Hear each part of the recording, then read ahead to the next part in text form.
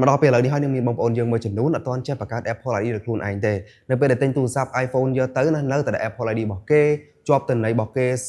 X កាសតាពីតាពីពេញនឹងឬក៏ពេលខ្លះពិបាកក្នុងការ update app នៅពេលក្រោយអីចឹងទៅទាមទារ password អីញ៉ៃហើយអត់ចាំអីទៀតអញ្ចឹងនៅក្នុងវីដេអូនេះខ្ញុំនឹងប្រាប់បងប្អូនពីរបៀបងាយចូលទៅបង្កើត Apple ID របស់ខ្លួនឯងបងប្អូនមើលវីដេអូនេះដល់ចប់គឺបងប្អូននឹងចេះបង្កើតបានយកតែម្ដងអញ្ចឹងទៅមើលជាមួយខ្ញុំទាំងអស់គ្នាអញ្ចឹងហើយរបៀបនៅក្នុងការបង្កើតហ្នឹងគឺបងប្អូនត្រូវតម្រូវការឲ្យមាន2គឺ email ជាមួយនឹងលេខទូរស័ព្ទប៉ុន្តែបើសិនជាបងប្អូនអត់មាន email ក៏បងប្អូនអាចនៅតែបង្កើតបានដូចគ្នាឲ្យតែមានលេខទូរស័ព្ទមកបានហើយគឺយើងអាចចូលមកកាន់កន្លែង setting នេះមកហើយបន្តមកទៀតយើងចូលកន្លែង Apple account ហើយយើងយកពាក្យថា don't have an Apple account នឹងមកអញ្ចឹងហើយគឺអានេះគឺតម្រូវឲ្យយើងបង្កើតជាមួយនឹងគេហៅថា iCloud ណាបងប្អូនប៉ុន្តែខ្ញុំអត់ recommend ឲ្យបង្កើតតាមនឹងទេបើទោះបីជាវាលឿនវាងាយនេះក៏ពិតមែនប៉ុន្តែយើងពិបាកក្នុងការទៅ recover ឬក៏បើសិនជាយើងបាត់បង់ឬក៏ភ្លេច password ភ្លេចអីមួយចំនួនក៏យើងពិបាកក្នុងការចូលទៅ recover វិញដែរអញ្ចឹងណាអញ្ចឹងខ្ញុំសូមឲ្យបងប្អូនរើសជំរើសទី2មាន email ជាមួយនឹងលេខទូរស័ព្ទអញ្ចឹងខ្ញុំគិតថាបងប្អូនមាន email គ្រប់គ្នាណាមាន email ម្នាក់មួយមកហើយបន្តទៀតមានលេខទូរស័ព្ទអញ្ចឹងគឺយើងចូលទៅកាន់ App Store របស់យើងមកបាទបន្តមកទៀតបងប្អូនចូលទៅកន្លែងនេះ profile វានឹងមកហើយអញ្ចឹងបងប្អូននឹងឃើញពាក្យថា create new Apple account បាទនៅកន្លែងហ្នឹងណាខាងក្រោមនេះបាទអញ្ចឹងចូលទៅកន្លែង create new Apple account នឹងមកបាទអញ្ចឹងបន្តមកទៀតគឺបងប្អូនអាចវាយជាមួយនឹង email របស់យើងក៏ដូចជាលេខកូដហើយនឹងverify លេខកូដរបស់យើងហ្នឹងទៅអញ្ចឹងខ្ញុំសូមវាយ email របស់ខ្ញុំមកបាទបងប្អូនហើយត្រង់កន្លែងលេខកូដខ្ញុំសូមបញ្ជាក់បងប្អូនបន្តិចលេខកូដគឺត្រូវតែមានអក្សរធំលាយជាមួយនឹងអក្សរតូចហើយលាយជាមួយនឹងលេខអីចឹងទៅអញ្ចឹងឧទាហរណ៍ថាផ្ដើមដោយអក្សរធំអីចឹងទៅអញ្ចឹងបងប្អូនអាចវាយទៅតាមហ្នឹងណាដូចជាខាងមុខអក្សរ A ធំឬក៏អក្សរ B ធំហើយកណ្ដាលមកមានលេខអីចឹងទៅវាយទៅតាមអ្វីដែលបងប្អូនគិតថាចាំងាយស្រួលចាំណាបងប្អូនមានសញ្ញាមានអីក៏កាន់តែល្អដែរអញ្ចឹងខ្ញុំសូមវាយតែម្ដង password កន្លែងហ្នឹងណាបាទឥឡូវខ្ញុំបានវាយ password រួចហើយបងប្អូនក្នុងកន្លែងហ្នឹងណាអញ្ចឹងបន្ទាប់ពីវាយ password រួចហើយធ្វើម៉េច alert នេះដូចខាងក្រោមនេះដូច alert នេះពីរនឹងវាយដូចគ្នាបងប្អូនបាទអញ្ចឹងបន្តមកទៀតគឺយើងអាចចុចទៅលើពាក្យថា agree to term and condition ដើម្បីយល់ព្រមទៅតាមលក្ខខណ្ឌរបស់គេអញ្ចឹងទៅហើយបន្តទៀតគឺបងប្អូនអាចចុច next បានហើយបាទចុច next មក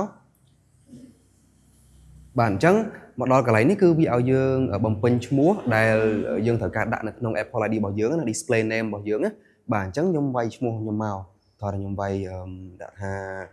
បាទតែប៉ុណ្្នឹងមកហើយបន្តទៀតដាក់ថ្ងៃខែមកបងប្អូនដាក់ថ្ងៃណាក៏បានដែរបាទតែប៉ុណ្្នឹងមកឥឡូវគឺយើងបានឈ្មោះបានអីហើយយើងចុច next មួយទៀតមកបាទអញ្ចឹងបន្ទាប់ពីចុច next ហើយគឺវានឹងចេញកន្លែងនេះមួយទៀតបងប្អូនកន្លែងហ្នឹងបងប្អូនមិនចាំបាច់សំញ៉ាំអីច្រើនទេគឺយើងមើលមកយើងចុចទៅលើពាក្យថាណាននេះមកមិនចាំបាច់ដាក់ debit card ដាក់អីញ៉ៃទេបាទនេះគឺ display name ខ្ញុំដាក់ថាស៊ីមេង2ប៉ុណ្ណឹងហើយបន្តមកទៀតកន្លែងផ្លូវនេះបងប្អូនចង់ដាក់ផ្លូវណាក៏បានដែរ ST ប្រហែល07ឬក៏73ឬក៏លេខប្រហែលក៏បានដែរលេខ11ផ្លូវជាតិលេខប្រហែលបងប្អូនដាក់តាមហ្នឹងទៅអត់អីទេអត់មានបញ្ហាទេបងប្អូនឥឡូវខ្ញុំសុំដាក់លេខប៉ុណ្ណេះចុះដាក់ ST 73ចឹងចុះក្រុមហ្នឹងវាយដូចគ្នាមកក៏បានដែរបាទសំខាន់យើងឲ្យចាំមកហើយទីក្រុងបើសិនជាយើងនៅខេត្តដាក់ណាខេត្តព្រៃវែងខេត្តកាចេះខេត្តអីយើងដាក់តាមហ្នឹងមកឥឡូវខ្ញុំដាក់ប៉ុណ្ណេះខេត្តនៅកាចេះហើយយើងអាចរើសតាមហ្នឹងមកនេះបងប្អូនរើសនៅកាចេះហ្នឹងមកបាទដោយសារថានេះវាដាក់វាចេញឈ្មោះអញ្ចឹងបាទហើយបន្តមកទៀតកន្លែង postal code បើសិនជាបងប្អូនអត់ដឹងប៉ុន្មានទេបងប្អូនដាក់តាម 12000 មកក៏បានដែរកន្លែង postal code ហ្នឹងណាបាទអញ្ចឹងតែ 12000 មកបាទវាយ 12000 មក03ដងមកបាទប៉ុណ្ណឹងគឺអូខេហើយគឺយើងអាចចុច next ទៀតបានបងប្អូនបាទចុច next មកអូខេអញ្ចឹងបន្ទាប់ពីចុច next ហើយគឺវានឹងឲ្យយើង verify ជាមួយនឹងលេខទូរស័ព្ទរបស់យើងអញ្ចឹងខ្ញុំដាក់ SIM លេខទូរស័ព្ទរបស់ខ្ញុំគឺនៅក្នុងនឹងស្រាប់តែម្ដងខ្ញុំចុច next មួយទៀតមកបាទដើម្បីឲ្យវា verify ផ្ញើលេខកូដមកលេខទូរស័ព្ទរបស់យើងអញ្ចឹងណាបងប្អូនហើយវានឹងផ្ញើលេខកូដ2តង់លេខទូរស័ព្ទផងផ្ញើមកនេះផងអូខេអញ្ចឹងដោយសារតែនេះបងប្អូនលេខទូរស័ព្ទពេលដែលវាផ្ញើលេខកូដមកគឺវា verify automatic តែម្ដងអញ្ចឹងកន្លែងនេះគឺបងប្អូនត្រូវតែចូលទៅយកលេខកូដពី email របស់យើងណាដែលបានយើងប្រើក្នុងទូរស័ព្ទហ្នឹងអញ្ចឹងទៅអញ្ចឹងខ្ញុំមាន email របស់ខ្ញុំឥឡូវខ្ញុំចូលមក email របស់ខ្ញុំមកបាទចូលមកបន្តិចមកយើង refresh វាបន្តិចមកយើងឃើញលេខកូដដែល Apple ផ្ញើមកនេះ891834បាទអញ្ចឹងវាយកន្លែងហ្នឹងមក891834អូខេប៉ុណ្ណឹង verify វាមកអញ្ចឹងគឺវាត្រូវការពេលតែបន្តិចទេគឺវា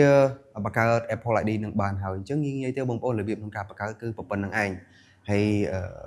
ពេលដែលយើងចង់ download អីគឺយើងអាចវាយលេខកូដរបស់យើងមិនចូលទៅគឺយើងអាច download បានឥឡូវចាំមើលបន្តិចទៀតខ្ញុំនឹងប្រាប់បងប្អូនពីដើមដល់ចប់តែម្ដងថាយើងអាច download បានរបៀបម៉េចចឹងណាបាទអូខេប៉ុណ្ណឹងគឺ complete ហើយបងប្អូនអត់មានអីញញ៉ៃទេបើសិនជាយើងចង់ turn on ក៏ turn on មកអត់មានបញ្ហាអីទេព្រោះដោយសារតែយើងបង្កើតថ្មីហើយយើងចាំលេខកូដចាំអីចឹងណាបាទហើយឥឡូវយើងចូលទៅកាន់ app ណាមួយចុះឥឡូវខ្ញុំចូលទៅ download app TikTok មួយចុះបាទ download app TikTok ហើយវាយលេខកូដរបស់ខ្ញុំចូលបាទឥឡូវខ្ញុំធ្វើការវាយលេខកូដរបស់ខ្ញុំចូលហើយបងប្អូនអញ្ចឹងខ្ញុំគ្រាន់តែចុចពាក្យថា sign in គឺវានឹង download app ហ្នឹងបានហើយអូខេយើងបង្កើតបានជោគជ័យហើយតាក់ទងទៅជាមួយនឹង Apple ID របស់យើងអញ្ចឹងរបៀបនៅក្នុងការបង្កើតគឺតែប៉ុណ្្នឹងឯងបងប្អូនអត់មានអីសាំញ៉ាំពិបាកច្រើនទេគឺទី1បងប្អូនត្រូវមាន email មួយត្រូវមានលេខទូរស័ព្ទមួយចឹងទៅអញ្ចឹងដើម្បីឲ្យយើងងាយស្រួលពេលដែលយើងត្រូវការប្រើប្រាស់អីពេលក្រោយបន្តទៀតចឹងណាខ្ញុំ recommend មែនតើបងប្អូនត្រូវតែមាន email មួយកុំប្រើ email របស់គេកុំប្រើអីយើងត្រូវបង្កើត email មួយដល់ខ្លួនឯងប៉ុន្តែបើសិនជាបងប្អូនអត់ដឹងទេបងប្អូនចង់បានវីដេអូមួយជំរើសទៀតដើម្បីបង្កើតជាមួយនឹង iCloud ណាបងប្អូនអាច comment ខាងក្រោមមកខ្ញុំនឹងធ្វើវីដេអូមួយទៀតនៅក្នុងការបង្កើតដោយមិនត្រូវការ email ដែលយើងដាក់នៅក្នុងវីដេអូនេះចឹងណាអូខេអញ្ចឹងវីដេអូមួយនេះគឺមានប៉ុណ្្នឹងទេបងប្អូនអាចចូលទៅបង្កើតទៅតាមនឹងបានអញ្ចឹងសម្រាប់វីដេអូមួយនេះគឺមានប៉ុណ្្នឹងទេបើសិនបើបងប្អូនចង់ដឹងអីថ្មីទៀតអាច comment ម្នាក់មួយនៅខាងក្រោមហើយជួបជាមួយខ្ញុំបានមកក្រានវីដេអូក្រោយទៀតបាយបាយ